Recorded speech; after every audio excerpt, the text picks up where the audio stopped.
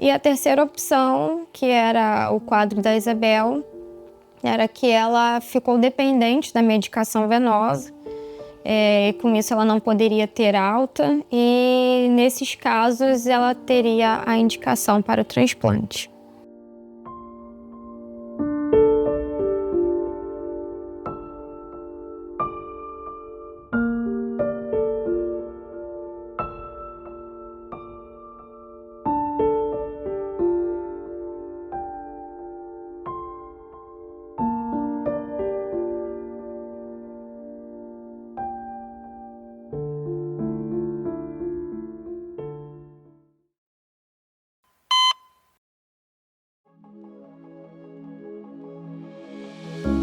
Bem, no final de 2021, Isabel já com 1 ano e meio aproximadamente, ela, em um dos seus exames de rotina no cardiologista, foi detectado a necessidade de mais uma cirurgia, né, de correção cardíaca. Já tinham nos alertado, né, quanto essa possibilidade, porque ela fez as correções muito novinha, então tinha a possibilidade de, conforme ela fosse crescendo, né, as artérias ali onde foi mexido talvez não acompanhasse o crescimento dela. Só que para início de 2022 a gente já tinha uma viagem de família mais ou menos agendada. A gente conversou com um cardiologista para ver se poderia aguardar um pouquinho, talvez depois da viagem de férias. E assim, a gente teve a nossa viagem de férias em família no início de 2022.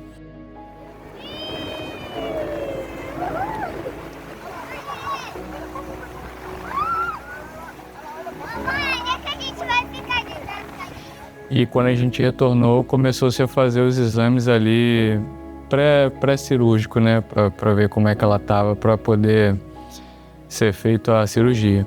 A cirurgia foi realizada no mês de julho de 2022.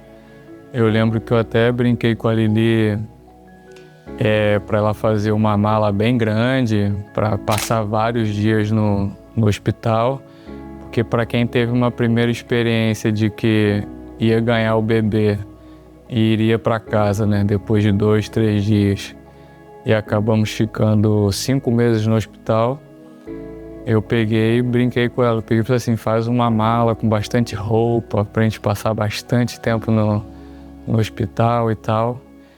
Mas, para a glória de Deus, foi uma cirurgia, assim, até certo ponto tranquila. Nunca é tranquilo uma cirurgia cardíaca, mas foi uma cirurgia que correu tudo bem, teve uma boa recuperação.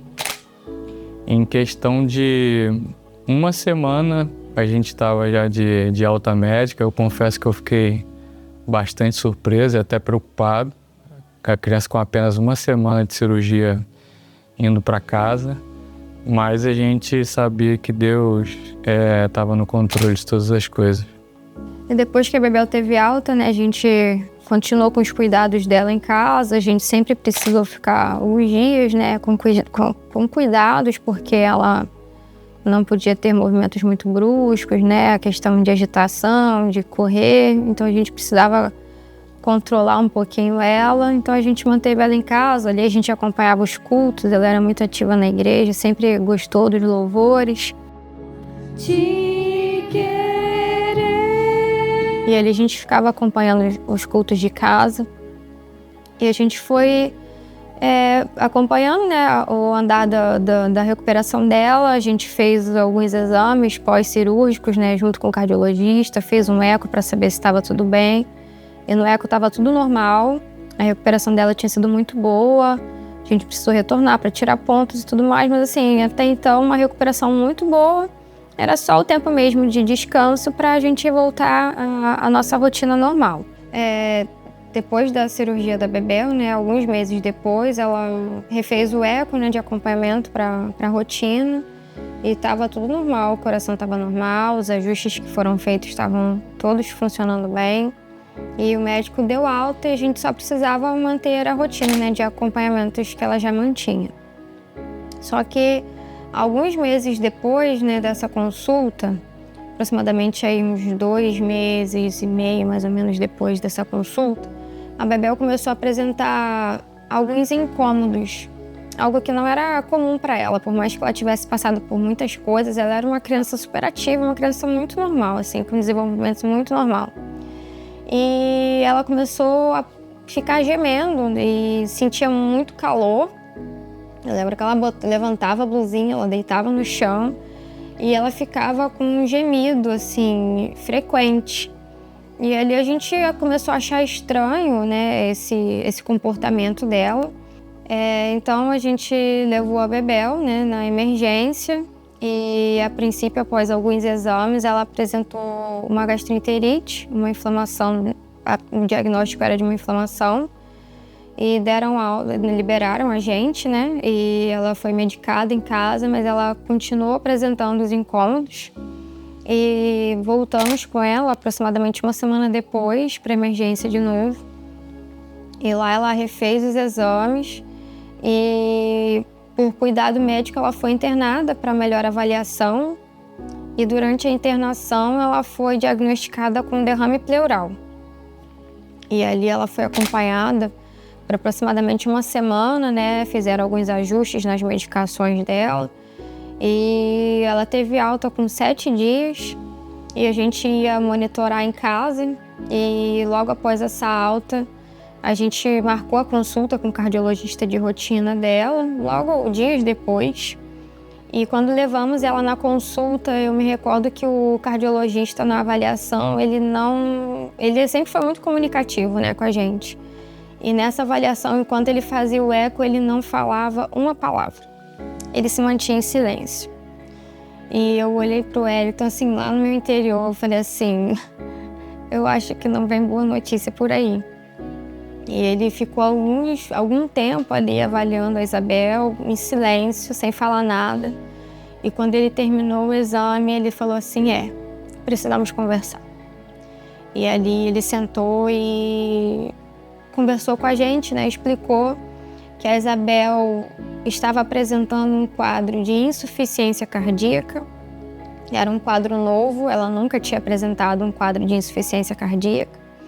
A gente não sabia o motivo disso, né? Até porque poucos meses atrás ela tinha um exame totalmente normal após a cirurgia. E ali a gente precisava fazer alguns ajustes na medicação dela e iríamos monitorar para ver quais os próximos passos, né? E uma das palavras que ele falou pra gente é que é como se tivesse um raio caído no mesmo lugar 2 vezes. Que é muito difícil um caso de alguém que tem uma cardiopatia congênita também contrair, também apresentar a insuficiência cardíaca. Ele chegou a comentar com a gente que em toda a sua carreira de, sei lá, aproximadamente 20, 30 anos, ele nunca tinha visto isso acontecer. De alguém que nasceu com uma cardiopatia congênita, né? Igual a Isabel nasceu. Fez lá as correções quando ela era bem novinha, né? E anos depois de ter nascido, ter feito as correções, ter desenvolvido uma insuficiência cardíaca. Alguns dias depois disso, a gente foi também ao arritmologista, que era o especialista que cuidava do marca-passo que ela tinha, para tentar verificar algum tipo de ajuste, para ver se tinha alguma coisa, né, que pudesse ser feito para reverter essa insuficiência cardíaca. Eu lembro que quando a gente já saiu do cardiologista com o diagnóstico de insuficiência cardíaca, ele já prescreveu algumas medicações orais para a Isabel, para ver se ela se mantinha estável, né, em casa, com a família, enfim. Mas uma semana, talvez, depois do diagnóstico da insuficiência, a Isabel não estava bem com as medicações orais. A gente precisou voltar com ela pro hospital nos deram o direcionamento de qual hospital ir.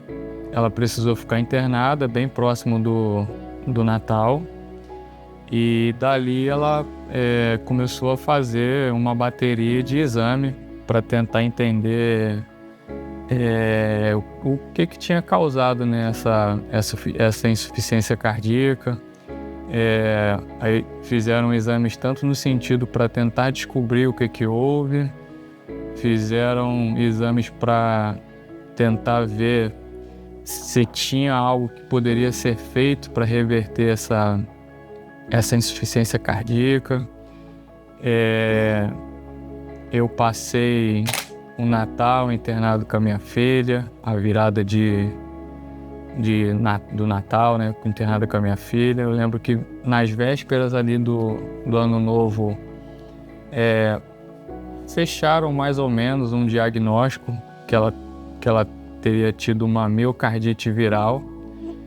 Cogitaram a possibilidade de ter sido através do Covid, mas também não bateram o martelo a respeito desse diagnóstico, mas ela tinha de fato uma miocardite viral. Era isso que não permitia o coração dela contrair ali, né, o suficiente para bombear sangue pro corpo dela. E isso que causava, né, o mal-estar. Passei a virada do Ano Novo também com a minha filha no hospital. E ali no decorrer desses 10, 12 dias foram feitos inúmeros exames e inúmeras avaliações do que podia ser feito. O quê? Cadê a aranha, bebê? Olha pelo buraquinho a aranha.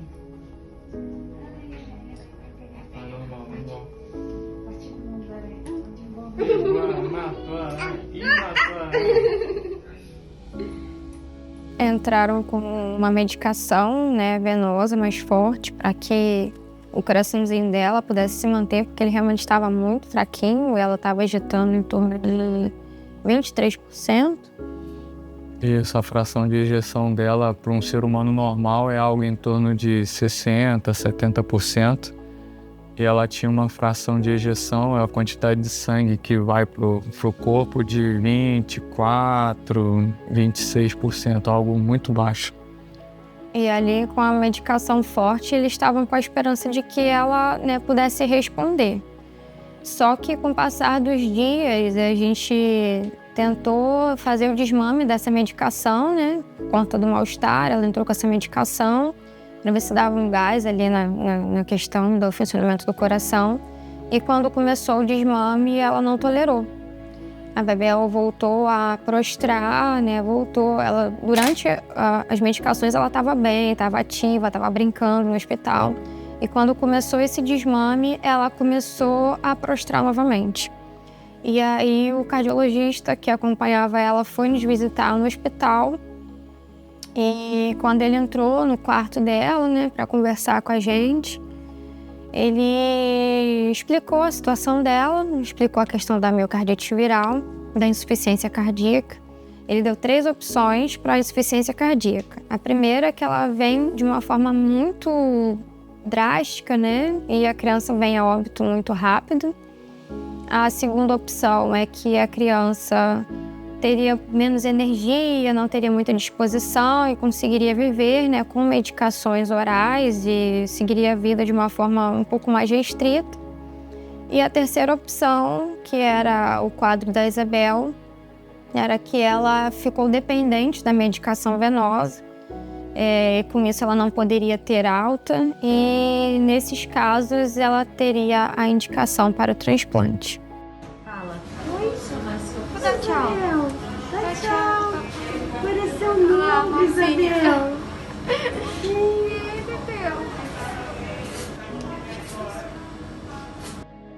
Eu, né, como for da Isabel, ela no terceiro dia, né, de ventinha já começou a apresentar os problemas. Eu fui o que menos fui no hospital. E todas as vezes que eu ia, eu ficava meio assim, triste, preocupado. E Uma das coisas que mais assim me deixava triste é ela quando eu estava com capacete de oxigênio e pedia água para beber e não podia beber. Poxa, eu voltava arrasado para casa. Mas se a gente estava agarrado com a palavra de Deus, sabemos que, né, muita gente está orando e a gente, né, se agarramos com Jesus na fé. E a palavra de Deus hoje para mim aqui, né, que fala, né, em Romanos, 2 Coríntios 4, que fala que de todos os lados somos pressionados, mas não desanimados, ficamos perplexos, mas não desamparados. Somos perseguidos, mas não abandonados, abatidos, mas não destruídos, né? A gente passa por situações na vida e é assim que é a vida. A vida, né, tem princípio, meio e fim. A gente costuma dizer, né, igual a gente via lá no aparelho lá do médico, né, sobe, desce, anda de lado, sobe, desce. Aí eu vi minha família tudo perfeitinha, aí nasce a Isabel com esse problema e na nossa vida foi mais uma história para contar, né? E o versículo aqui 7 diz assim: temos, porém, esse tesouro em vasos de barro, para mostrar que o poder a tudo excede provém de Deus, não de nós. Tudo que acontece provém de Deus, não de nós. Quem somos nós, né? Para questionar a Deus. Deus está no controle, né? É o lema que minha filha sempre falou, Deus não está no controle. Tudo que ela falava, Deus está no controle. E assim nós abraçamos, né? Deus está no controle. Temos a história da Bebel, que hoje diz aqui na palavra, né? É uma história para a gente contar, testemunhar, né? Do que Deus fez na vida da Isabel, na vida da nossa família. Ninguém está isento de passar por problemas. E Deus no controle. É só isso que tem para dizer. Deus abençoe a todos nós e a todos que oraram pela Isabel.